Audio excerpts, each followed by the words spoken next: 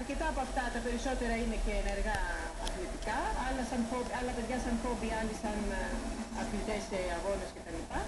Έχει δηλαδή πολλαπλές ιδιότητες. Ενεργοποιούμαστε σε όλη την Αχαΐα. Υπάρχουν περιοχές πτήσεων δηλαδή σε διάφορα μέρη της Αχαΐας. Ο Γλός είναι το καθημερινό μας. Υπάρχουν στο Ερήμανθο πολύ σημαντικές απογειώσεις, γίνονται και πανελλήνιοι αγώνες. Για να μάθει κάποιος θα πει σε ένα γκρουπ το οποίο θα το διευθύνει κάποιος αναγνωρισμένος εκπαιδευτής της ελληνικής αγωνίας της Ελλάδος. Προφανώς υπάρχουν αρκετοί συνεργαζόμενοι εκπαιδευτές μέρη της λέσχης μας, οι οποίοι αναλαμβάνουν και να φέρουν σε πέρα στην εκπαίδευση, η οποία συγκεντρωτικά περιλαμβάνει γύρω στις 21 πτήσεις.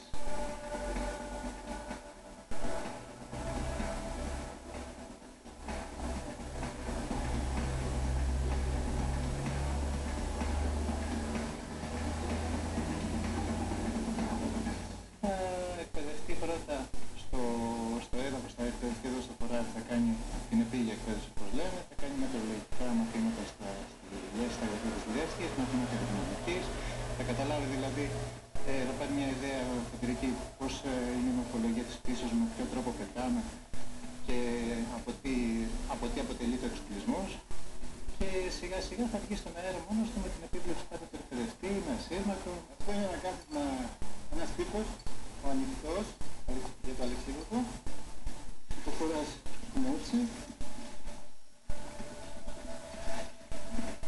Παίρνεις εδώ με τις διάφορες μάζες και αυτό εδώ είναι το φυλαγή του αφεντρικού.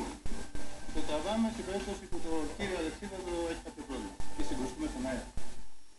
Μετά υπάρχει αυτός ο τύπος καθίσματος. Του μπαίνουν τα πόδια μέσα, είναι σαν κουκούλι. Και δένεσαι πάλι με τον ίδιο τρόπο. Εδώ είναι τα όργανα, το GPS και το βαριόμετρο μας λέει αν ανεβαίνουμε ή κατεβαίνουμε στον αέρα. Το παραπέντε βγήκε από τη γαλλική λέξη παραπέν, που σημαίνει απογείωση από πλαγιά. Και οι πηγές και η ρίζα του παραπέντε είναι στη Γαλλία. Οι Γάλλοι ορειβάτες εμπνεύστηκαν αυτόν τον τρόπο για να κατεβαίνουν πιο γρήγορα κάποιες πλαγιές.